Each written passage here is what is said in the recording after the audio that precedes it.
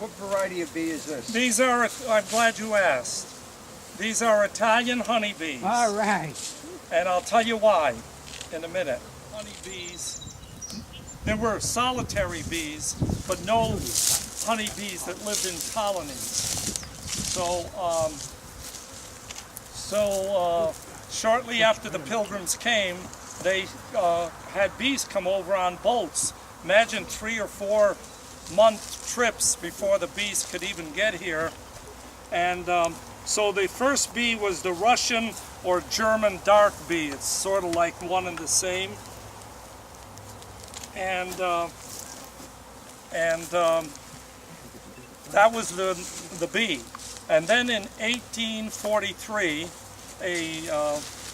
an officer, a Swiss officer, in one of the Napoleonic Wars, was in the northwest part of Italy, Liguria area where Genoa is, and he was a beekeeper and a naturalist as well as a soldier at the time. So he opened the beehive and he said, wow, these bees a nice yellow color and they're not scrambling around, they're just calm on the comb.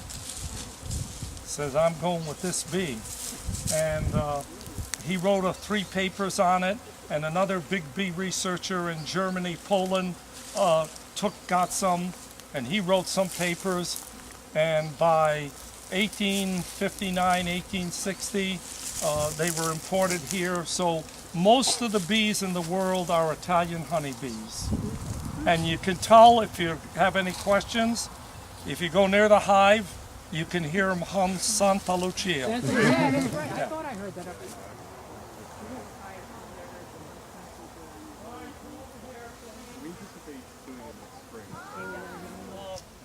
Eva Crane, a big researcher in England, who actually had a PhD in nuclear physics, and it's typical in England when you get married, somebody gives you a beehive, live beehive as a wedding present.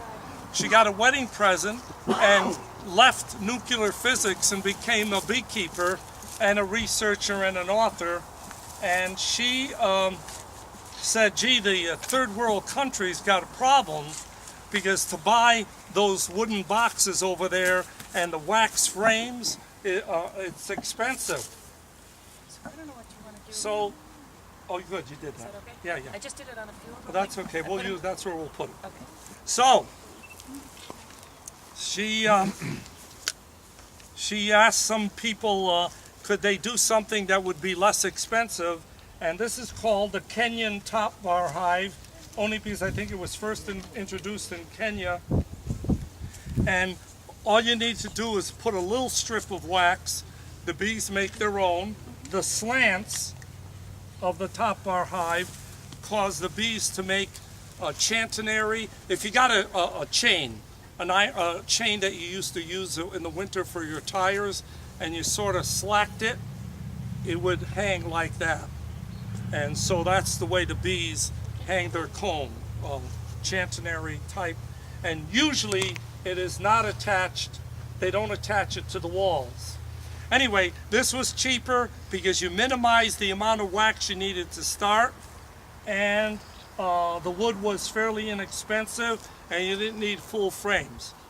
Of course, with everything, there's an advantage and disadvantage. This one, when you take the frame up, you almost have to keep it vertical except in winter, because if you turn it, it'll start to bend. Also, in those hives, if you're going to extract the honey, you can cut the wax ceiling and put it in an extractor. This you have to crush the comb.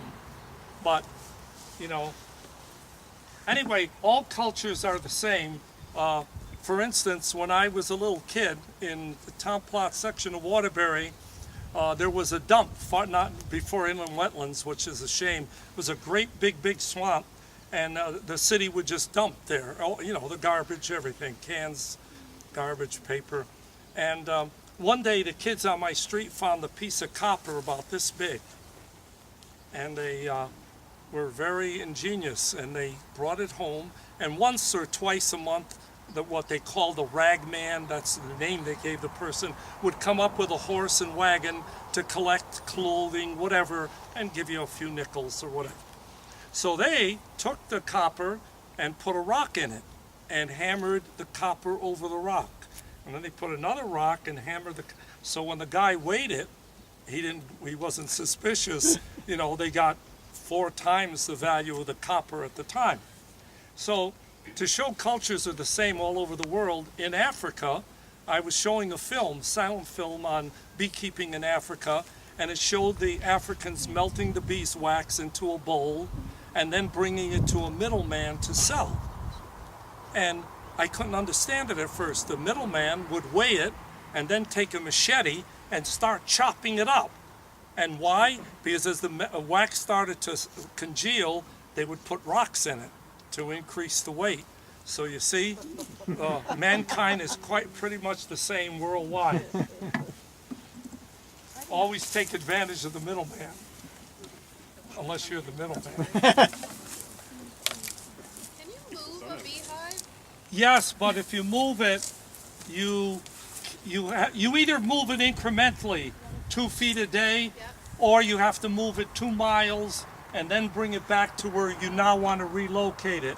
Because the bees that have oriented to X spot will go back to that spot. Yeah, so Do you think we'll go beyond this?